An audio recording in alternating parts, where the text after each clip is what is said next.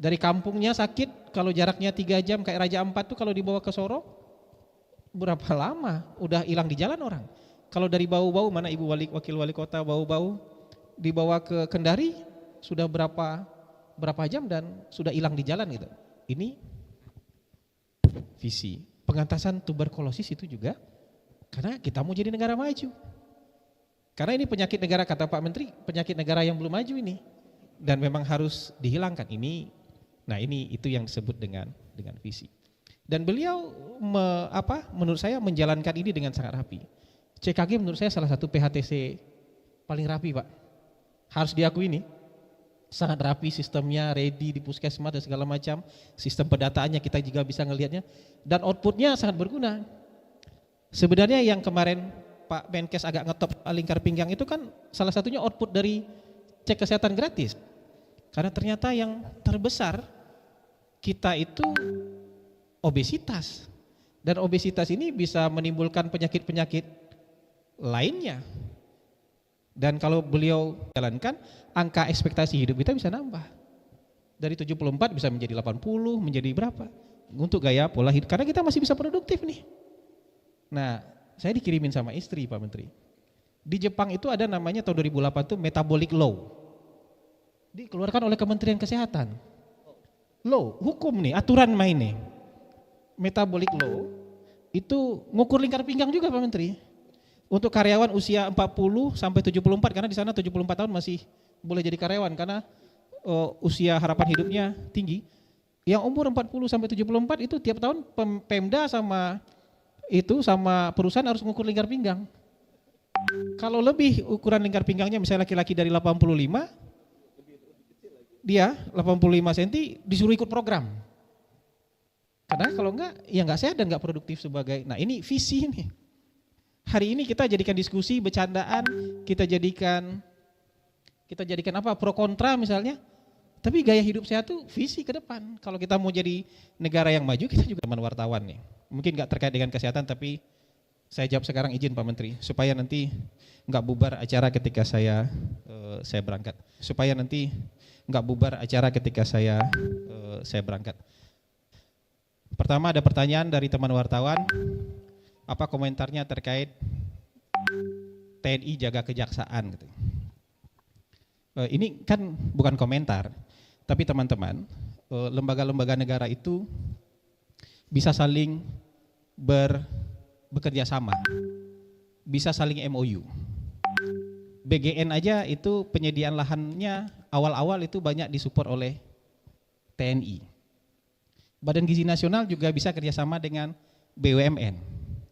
Jadi kejaksaan dalam aspek tertentu, apalagi di kejaksaan itu ada Jaksa Agung Muda Pidana Militer, juga bisa melakukan kerjasama dengan TNI.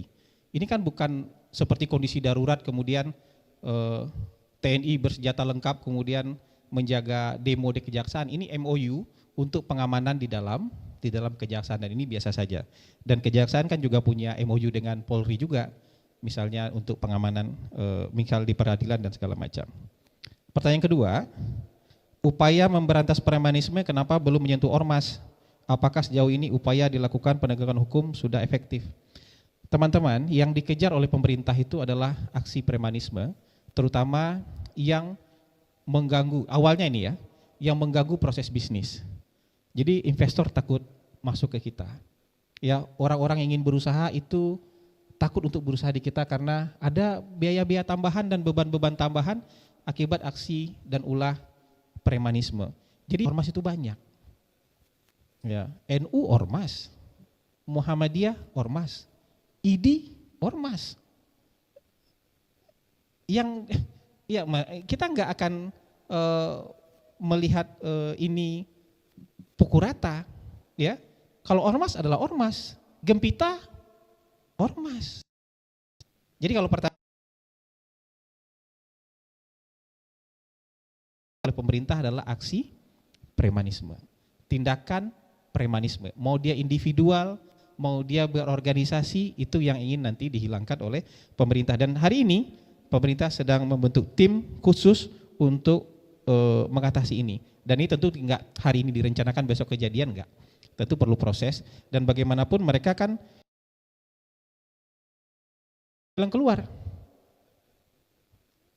Ya kan, dibina, diarahkan untuk kerja-kerja yang lebih produktif. Kan dia sumber daya manusia kita juga bisa dibina dan dilatih. Kang Deddy Mulyadi kan juga yang nakal, ayo dibawa ke barak gitu. Kalau sekarang nggak mau sekolah aja di videoin, dilaporin ke Kang Deddy gitu. Ini bagian dari upaya kita bersama sebagai sebuah bangsa untuk menghilangkan hambatan-hambatan dalam berusaha, supaya investasi masuk di sini, ya. Orang-orang senang berusaha di sini, sehingga kalau orang senang berusaha, lapangan kerja bisa terbuka. Kalau lapangan kerja bisa terbuka, yang tadinya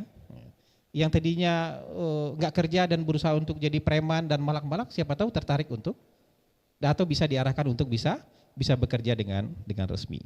Mungkin itu ya dari pertanyaan teman-teman, supaya nanti nggak kejar-kejar doorstop nih, karena Pak Menteri lagi presentasi dan tanya jawab nanti gitu. Jadi ini supaya diskusi kita berjalan lancar.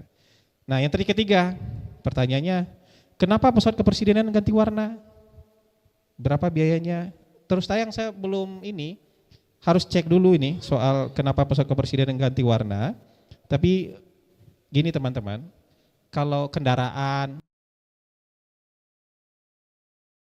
pemeliharaan rutin, maintenance rutin, ya salah satu pemeliharaannya juga ganti desain, ganti warna. Itu sebenarnya bukan hal yang perlu dibesar-besarkan dan harus dicarikan alasannya gitu.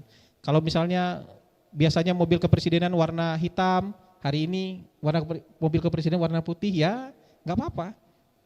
Ya, nanti kalau merah putihnya desainnya seperti apa, nanti tetap merah putih, desainnya beda lagi tapi tetap merah putih, itu cuman soal desain gitu.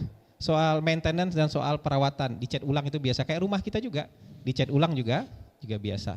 Jadi itulah kira-kira, kalau mengenai berapa biayanya nanti kita cek lagi ya, saya belum dapatkan informasi soal itu. Mungkin itu yang bisa saya jawab untuk menjawab pertanyaan doorstop teman-teman wartawan, supaya nanti enggak harus bubar-bubaran ketika Pak Menteri Kesehatan sedang memberikan penjelasan. Saya terima kasih, itu saja pemantik dari saya. Mohon maaf jadi agak panjang Pak Menteri, terima kasih. Assalamualaikum warahmatullahi wabarakatuh.